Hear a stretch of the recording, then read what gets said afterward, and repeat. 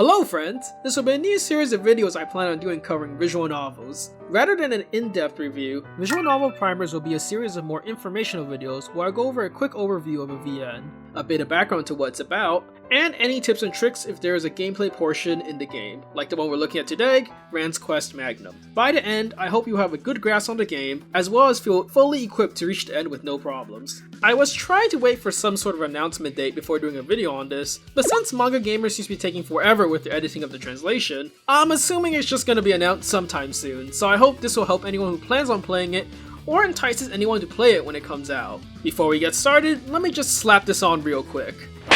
I will be using this stamp in the future to indicate if the game I'm going to talk about contains adult content. While the video itself will contain no such content, the game in question does have these elements, and I leave it to the viewer discretion as to whether they decide to play it. Unless stated otherwise, I recommend the game regardless of whether this 18+ content exists in the game or not. Also, while I'm using the Japanese version for the footage, the English version of the game will probably use the latest 2.082 Tada Japanese version for translation. That said, I'll release another video update regarding any big manga gamer version changes if they exist. With that out of the way, let's get started. Rance is a long-running series by Alicesoft since 1989, making it a franchise only 2 years older than Final Fantasy of all things. Rance is a series of humorous visual novel RPG game hybrids that act as a parody on the classic RPG formula, rather than the hero being the do-gooder who's pure of heart and saves the innocent. The Rance series instead follows the adventures of the titular protagonist, Rance, a young adult adventurer whose goal in life first and foremost is to bed every fair maiden in the land. With an extremely skewed moral compass, an ego bigger than most major nations, and a mindset that not even the highest demon lord can predict, Rance generally does whatever the hell he wants as he rampages from nation to nation, whether that range from burning villages to bring a tank to a sword fight. What the series excels in is a surprisingly deep gameplay that drastically changes between games, a very impressive amount of world building, and some of the funniest character interactions between Rance and the rest of the cast who are more typical RPG characters who can't seem to fathom how one man could be so capable, yet driven by something so seemingly stupid. Every game in the franchise follows Rance's adventures in an episodic manner, with Rance Quest as the 8th entry in the mainline series. While the series is one continuous story, each game in this series can be enjoyed independently as its own adventure with a satisfying conclusion. The Magnum at the end is an expansion released later with more content, more characters, and more importantly of all, another main quest to experience. Luckily, the English version will release it together with the main game. Rance Quest continues right after Rance's previous adventure in Sengoku Rance. After conquering Japan and defeating the Majin Xavier, Rance embarks back to his hometown, the Free Cities, in order to search for a cure for his companion, Sil, who has been eternally frozen by the Demon King's magic. A certain rumor floats around regarding a hidden Kalar village, and how the queen is the foremost curse expert in the world. While the Kalar are known for their reclusiveness, perhaps even they may be won by Rance's, massive charm. Rance Quest, unlike previous entries in the series if you've played them, acts like more of a compilation of sorts, which is its biggest highlight and its biggest weak point. While there is a main storyline with the Kalar and later with the AL Church and Magnum, they are but one of the many quests that make up Rance Quest. The game is comprised of over 200 mini-adventures for Rance and his companions to go through.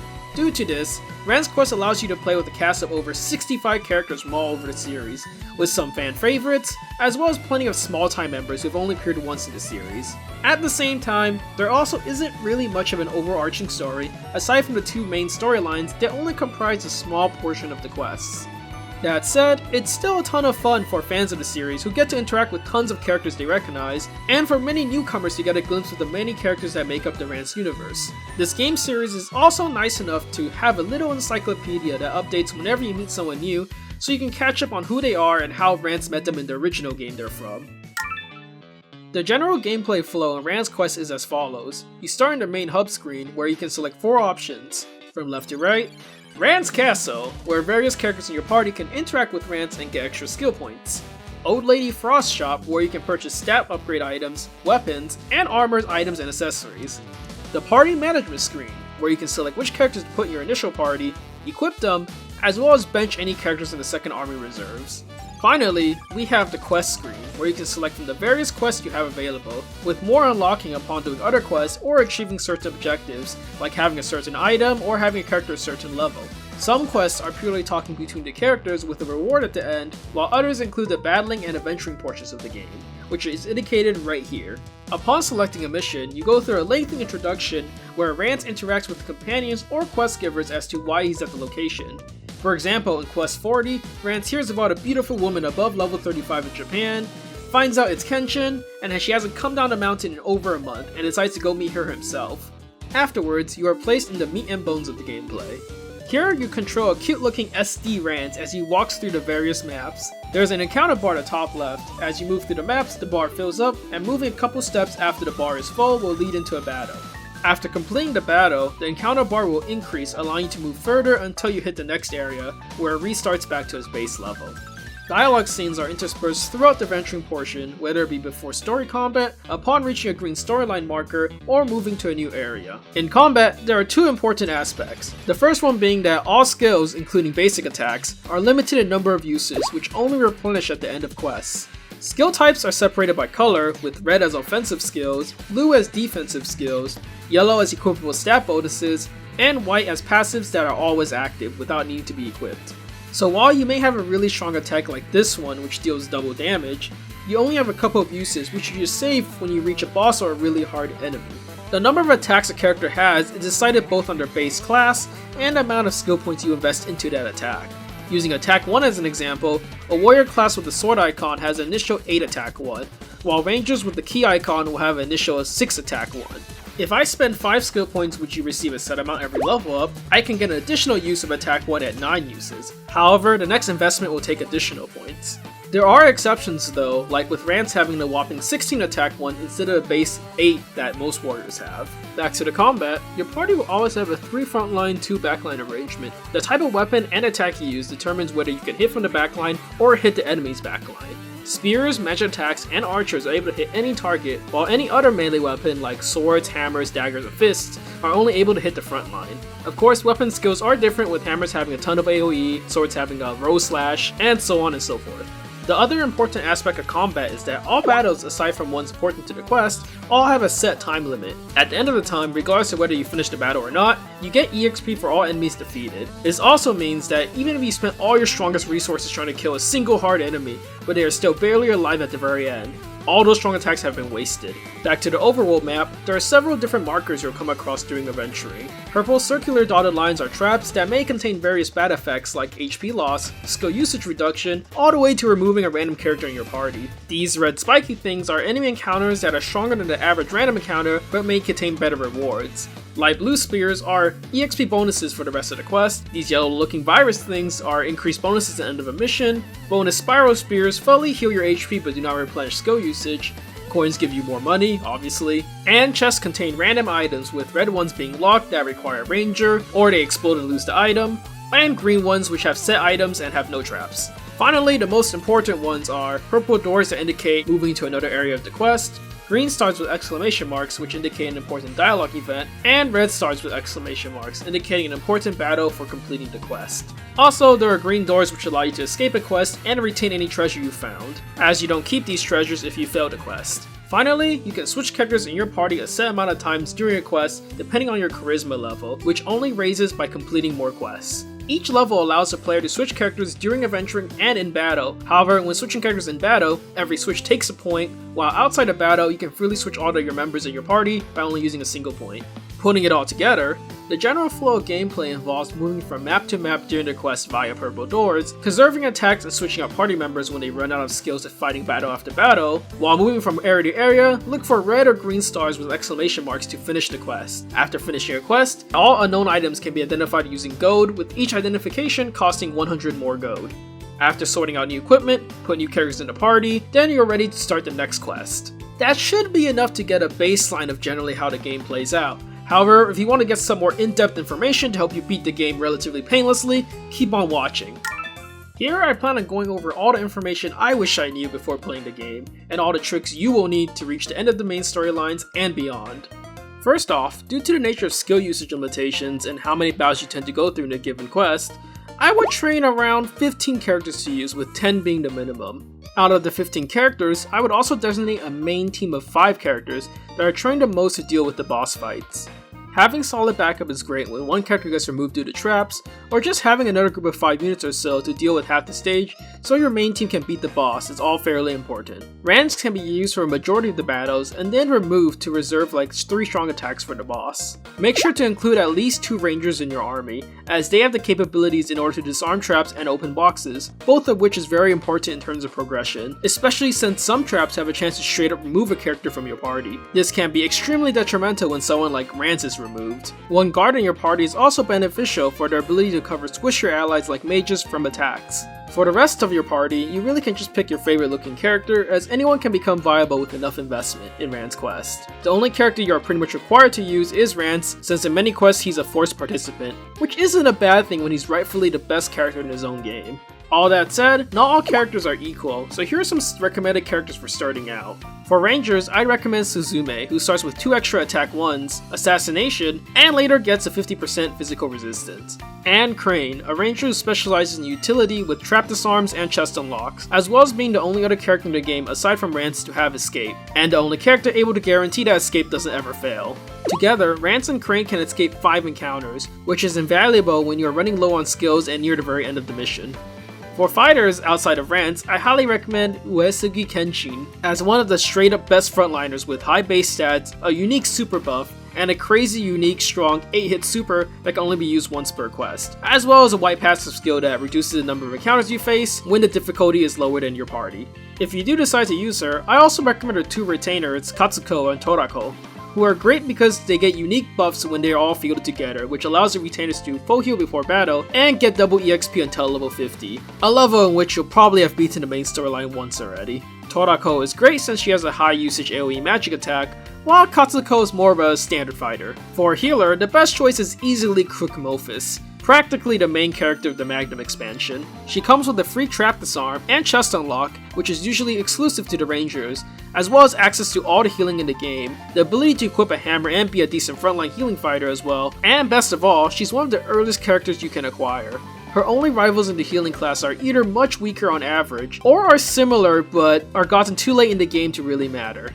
As for mages, Spartas, archers, and guards, it's really up to you, just pick whoever you think is best, whether that be solely by looks, or how much you enjoyed them in previous games. Any mage with a high magic ability like Shizuka is good, Kibako is a great Sparta, whose stats eventually surpasses even Rance's, and I personally think Urza is a great archer with amazing unique team buff skills, and I like her character. Finally, for the civilian class, there's really only one good choice, and that is Atago Mikart, as she has both the handy skill, which gives a 20% EXP bonus after battle, and more importantly the dance skill, which restores the skill use of other allies in battle, something which only she has. Outside of that, civilians in general are the only characters that can learn the monster handling skill, which allows them to equip really strong monster gals that you can capture, which greatly increases their damage output.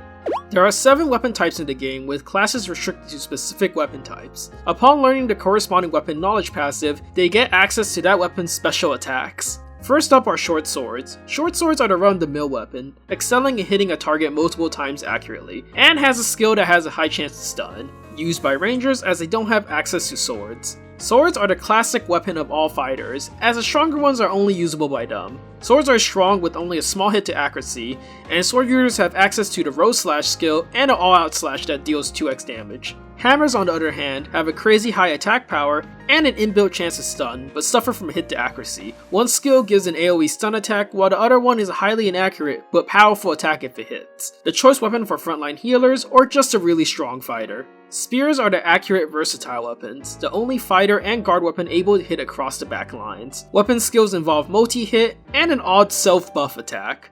Nice to have one in the party to finish off any stragglers the mage didn't clear. Bows are exclusively for archers with a decent attack and ability to hit from the back row. Their 2 weapon skills are an AoE one-shot attack that takes him out of the battle afterwards, and a 2-7 multi-hit, great to pair with a mage in the back line.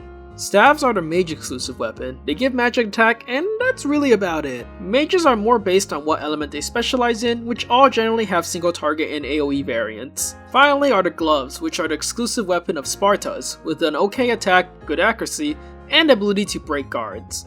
Their weapon skills are one that lowers the physical defense of an opponent by a third, an elemental punch that auto-picks the weak element, and a skill that allows him to deal 3x damage to humanoid opponents, which a lot of the bosses tend to be. When you decide on which weapon you want the character to use, immediately max out the corresponding weapon knowledge skill, as it greatly increases their power output, increasing both accuracy, damage, as well as other things depending on the weapon. As you increase your character's level, you'll gradually gain access to stronger and stronger weapons and armors in the shop, which are all level locked. Every time you purchase a weapon or armor, the rank of the equipment will increase. Every increase in rank leads to an increase in the equipment's stats, and reaching the max rank of 9 leads to unlocking a powered up version of the equipment, which usually has a slightly higher level cap, which itself can also be raised to rank 9. This is important in that unlocking these stronger weapons and armors in the shop makes them available to be picked up in chests during adventuring, increasing the overall quality of drops in the game. These rank stats stack with the rarity stat increases you find on equipment in the red chests. Generally speaking, if you have a lot of characters wielding the same type of weapon and you have spare cash to spend, it's always a good idea to max out that weapon. The difference, while not huge, is still fairly noticeable. On an additional note, all spare garbage items you collect should be donated to the shop, as they unlock additional items for purchase, and they only sell for 10 gold a pop regardless of how good they are. Some of the most important unlockables are the A and B rank growth items. While weapons and armors are fairly self-explanatory, growth items need a bit more explanation. Growth items are stat boosting items that can be made permanent. This process can only be done, however, through Rance's curse. Unfortunately, Rance can only wield his hyper weapon on the ladies if the person in question is above level 35. For characters who are below level 35, a growth item can be purchased at the item shop that raises the level cap by 5 per use up until level 35, and an item called the Jewel or Hoseki can be traded in at quest 80 for a plus 10 level cap item that can go past that level 35 cap. The first time it happens, Rance's companion levels are reduced to 1 with all skill points reset, and more importantly, whatever stats the growth item gave the character is absorbed permanently, allowing all characters to become pretty strong by the end of the game, although there is a limit to how much each stat can be raised. Each subsequent repeat reduces the character's current level by 5, while raising the cap of when Rance can repeat the process by 5. The first 5 times increases skill points permanently by 2, after which it stops at 10 extra skill points. As of Magnum, this stat item absorption and level reduction process can be done regardless of gender, where it's kinda just assumed that magic and pixie dust is how it works. Finally, if a character is max level when you start this process, their level cap will increase by 3. Time to talk about Leah, who's special enough to get her own section. I didn't mention her in the recommended character section since Leah is used more for her unique passive rather than any sort of combat potential. She is the only character in the game with a passive skill that doubles charisma gain you can get if she is in your active party at the end of a quest. Normally, when you complete a quest, you get whatever charisma reward is initially listed, and each subsequent run will offer half of that charisma, repeating until it reaches 0. However, by using Leah, you empty out that charisma reward in one go. Once you have Leah in your army, right before finishing the final battle of any mission or reaching the final event star, swap her into your team for that extra charisma gain. Leah herself is a mediocre civilian character, as her only use is a unique AoE lightning attack which fires 3 shots initially and 6 when maxed. Unfortunately, civilians have trouble equipping any good weapons, so her attacks end up being not very strong. Getting every bit of charisma is important if you plan on going to World 2. World 2 is Rance Quest's New Game Plus function. Once you beat the last Magnum storyline quest and the extra boss in quest 114, you can choose to move on to the hard mode of the game. All previous characters, stats, equipment, shop progress, and 1/3 of your charisma rounded down is retained. However, all quests have to be unlocked like you did the first time. World 2 is really meant for those who really enjoyed the game and want to see the characters grow stronger and stronger. The only real extra content is some new weapons, a harder extra boss in World 2, and the super final ultimate boss, Goddess Alice, in World 3. Honestly, at that point though, I just move on to a different game in the series. With all that, I hope you feel equipped to play Rance Quest with full knowledge of how to effectively navigate through all the systems of the game. I tried to detail as much information I thought was important, rather than talking about the game's pros or cons. If you're looking for more information about the game, I left a link to the Rance Quest wiki page in the description below. First of all, my bad for taking a bit longer than I said I would. After getting back from my trip, many pressing matters came up and I didn't really have time to work on the video. That aside, if you want me to cover any other games in the Rance series, or make a primer on an entirely different series, throw me a comment. As always, if you like or dislike the content, the buttons are down below, and if you'd like to support and stay updated to the next video, tap the subscribe button by clicking the logo and hitting the bell icon that appears. With that, I'll see you hopefully next week, and Merry Christmas and Happy Holidays to everyone.